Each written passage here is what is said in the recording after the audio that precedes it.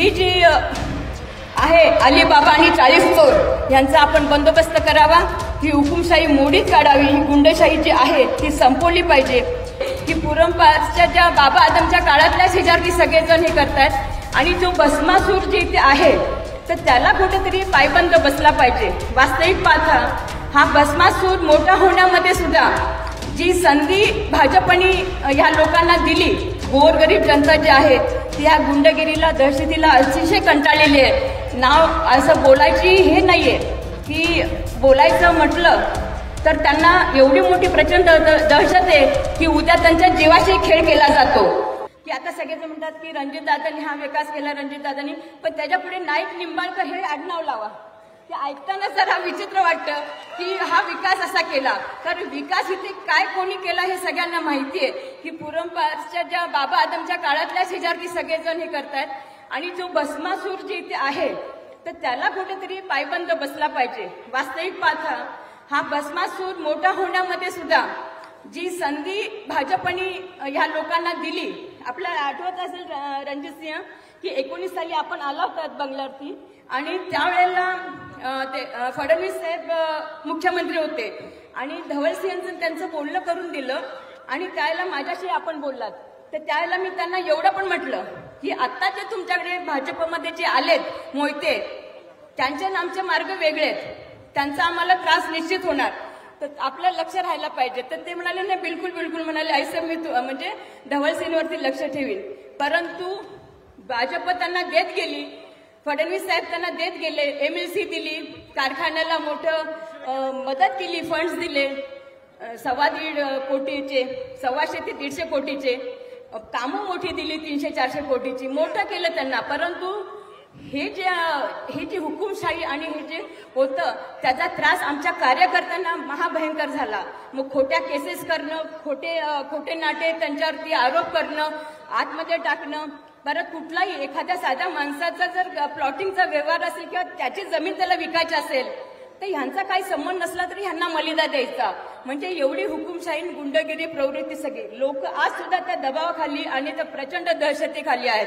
परंतु फक्त ह्या भाजप पक्षाचा उपयोग त्यांनी स्वतःची पोतड्या भरण्यासाठी केला आणि म्हणूनच ते माझं असं सगळ्यांना म्हणजे असं सांगणं आहे की पक्ष किती वाढवला हे फार कमी आहे, पक्षाचे कार्य किती वाढले हा गौण भाग आहे। आज म्हणजे आपल्याला सांगायचंय की पैसा एवढा ह्या वापरला हे केला, पण त्या प्रमाणामध्ये भाजप पक्ष काही वाढवला गेला नव्हता। तर आपल्याला सगळ्यांना म्हणजे मला फडणवीस साहेबांच्या समोर एवढं सांगायचं की गोरगरीब जनता जी आहे ती ह्या गुंडगिरीला दहशतीला अतिशय कंटाळलेली आहे। नाव असं बोलायची हे नाहीये की बोलायचं म्हटलं तर त्यांना एवढी मोठी प्रचंड दहशत आहे की उद्या त्यांच्या जीवाशी खेळ केला जातो।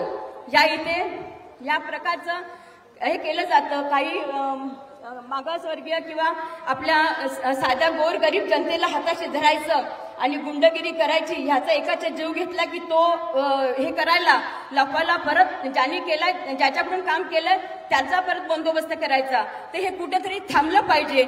ह्याचा त्रास आम्हालाच नाही आमच्या कार्यकर्त्यांना मोठ्या प्रमाणात झालाय। तर आपल्याला माझी विनंती राहील की आपण ह्याच्यामध्ये लक्ष घालून ही जी आहे अलिबाबा आणि 40 चोर यांचा आपण बंदोबस्त करावा, ही हुकुमशाही मोडीत काढावी, ही गुंडशाही जी आहे ती संपवली पाहिजे। आणि यांचे जे संस्थेचे कारभार आहेत, वैयक्तिक संस्था मी म्हणेन किंवा काही दुसरे करताना, पण जे वैयक्तिक यांचे कॅरेक्टर आहे किंवा ह्यांनी जी विश्वासार्हता गमावलेली आहे, सामाजिक जीवनामध्ये काम करताना विश्वासार्हता जपावी लागते। तर आपल्याला सगळ्यांना माझी एक विनंती राहील आणि फडणवीस साहेबांना की आपण ह्या गोरगरीब जनतेला आमच्या इथल्या न्याय मिळवून द्यावा। धवलसिंह असो, त्यांचे कार्यकर्ते असो किंवा आमचे स्वतःचे जे वैयक्तिक आमचे काही लोक किंवा काय असं त्यांना शोधून त्यांच्यावरती खोट्या केसेस करणं, तर हे कुठेतरी थांबलं पाहिजे। आपल्याकडून आमची एवढीच अपेक्षा आहे आणि रणजितसिंह नाईक निंबाळकर हे प्रचंड बहुमताने निवडून येतील कमळ चिन्हावर, हा आई म्हणून माझा त्यांना आशीर्वाद आहे। माझे मी 2 शब्द संपवते। भाजपचे माढ्यातील उमेदवार रणजितसिंह नाईक निंबाळकर यांच्या प्रचारासाठी अकलूज इथं उपमुख्यमंत्री देवेंद्र फडणवीस यांची सभा पार पडली। यावेळी फडणवीस यांनी पक्षांतर करणाऱ्या धैर्यशील मोहिते पाटलांवर जोरदार हल्लाबोल केला। अकलूजच्या विजय चौकात झालेल्या सभेत प्रतापसिंह यांच्या पत्नी पद्मजा देवी मोहिते पाटील यांनी विरोधकांवर जोरदार टीका केली आणि रणजितसिंह नाईक निंबाळकर विजयी होतील असा विश्वास व्यक्त केला। प्रतिष्ठेच्या माढा लोकसभा निवडणुकीत राष्ट्रवादी शरद पवार गटाचे उमेदवार धैर्यशील मोहिते पाटील यांचे चुलत बंधू व सोलापूर जिल्हा काँग्रेसचे अध्यक्ष धवलसिंह मोहिते पाटील यांचा पाठिंबा मिळवण्यात भाजपनं यश मिळवलेलं आहे। लोकसभा 2024 तसंच राजकीय घडामोडी पाहण्यासाठी HPN मराठी न्यूज चॅनलला सबस्क्राईब करा आणि बेल आयकॉनवर क्लिक करून नोटिफिकेशन्स मिळवा, जेणेकरून आमचे अपडेट्स लवकरात लवकर तुमच्यापर्यंत पोहोचतील।